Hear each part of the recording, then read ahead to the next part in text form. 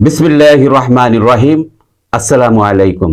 প্রিয় দর্শক শ্রোতা ভাই বোনেরা, আপনারা যে যেখান থেকে আমার এই ভিডিওটি দেখছেন, সবাইকে আমার আন্তরিক শ্রদ্ধা এবং ভালোবাসা রইল। অন্যান্য জাতি ধর্মের ভাই বোনদেরকে আমার আদাব নমস্কার জানাই। প্রিয় ভাই ও বোনেরা, আপনাদের প্রিয় চ্যানেল সত্যের পক্ষে, ফর দি ট্রুথ এর পক্ষ থেকে আপনাদের সকলকে স্বাগতম জানাই আমাদের আজকের বিশেষ পর্যালোচনায়। প্রিয় ভাই ও বোনেরা, বাংলাদেশের ইতিহাসে এর আগে এমন চক্রান্ত হয়নি। শেখ হাসিনাকে হত্যা করার নীল নকশা তৈরি হয়েছিল। কাদের ইশারায় চলছিল এই পরিকল্পনা? কেন গণভবন ছাড়তে বাধ্য হলেন শেখ হাসিনা? কারা ছিল এই ষড়যন্ত্রের নেপথ্যে? আজকের ভিডিওতে সবকিছু জানবো, তাই পুরো ভিডিওটি মনোযোগ সহকারে দেখুন। ষড়যন্ত্রের মূল হোতা কারা? শেখ হাসিনার বিরুদ্ধে বারবার ষড়যন্ত্র হয়েছে। 2004 সালের গ্রেনেড হামলা থেকে শুরু করে সাম্প্রতিক কিশোর গ্যাং এবং মৌলবাদীদের মাধ্যমে নতুন ষড়যন্ত্রের পরিকল্পনা। সামাজিক মাধ্যমে প্রচার সমন্বয়ক নামের একটি সংগঠন একাধিকবার শেখ হাসিনাকে হুমকি দেয়। রাজনৈতিক বিশ্লেষকরা বলেছেন, এই ষড়যন্ত্র শুধু দেশীয় চক্রের নয়, বরং আন্তর্জাতিক মহল থেকেও সহায়তা পেয়েছে। এদের মূল উদ্দেশ্য কি? বাংলাদেশকে অস্থিতিশীল করা, সরকার পতন ঘটানো, নাকি আরো বড় কিছু? শেখ হাসিনাকে হত্যার পরিকল্পনা।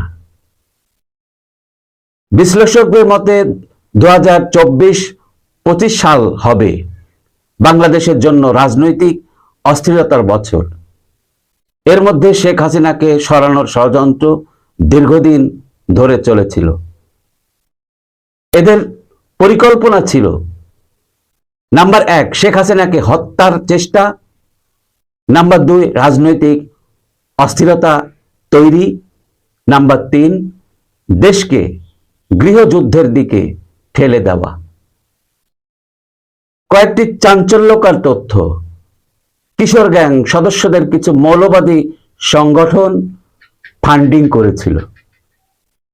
হাই প্রোফাইলের রাজনৈতিক নেতাদের মধ্যেও কিছু ব্যক্তি এই ষড়যন্ত্রের সাথে জড়িত ছিল। দেশের বাহিরে থেকেও ষড়যন্ত্রের পরিকল্পনা করা হয়েছিল। শেখ হাসিনা গণভবন ছাড়তে বাধ্য হলেন কেন?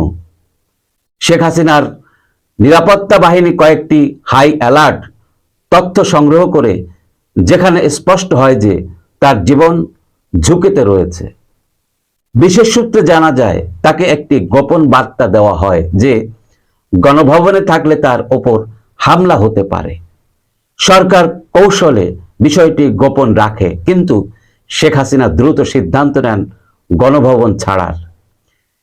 এটি কি শুধুই আত্মরক্ষার জন্য, নাকি ষড়যন্ত্রকারীদের ফাঁদে ফেলতে তার একটি কৌশল? শেখ হাসিনা কি নিরাপদ? এই ষড়যন্ত্র কি পুরোপুরি শেষ হয়ে গেছে, নাকি নতুন করে আরো বড় পরিকল্পনা চলছে? শেখ হাসিনা সরকার ইতিমধ্যেই কঠোর ব্যবস্থা নিচ্ছে এবং নিরাপত্তা বাহিনী আরো শক্তিশালী হয়েছে। তবে আন্তর্জাতিক পর্যায়ে বাংলাদেশ সরকারকে চাপে ফেলতে কিছু শক্তি এখনো সক্রিয়। প্রিয় দর্শক, বাংলাদেশের রাজনীতিতে ষড়যন্ত্র নতুন কিছু নয়, কিন্তু শেখ হাসিনাকে হত্যা করার চক্রান্ত ছিল দেশের জন্য এক ভয়ঙ্কর অধ্যায়। এই চক্রান্ত কি থেমে যাবে, নাকি আরো নতুন ষড়যন্ত্র অপেক্ষা করছে?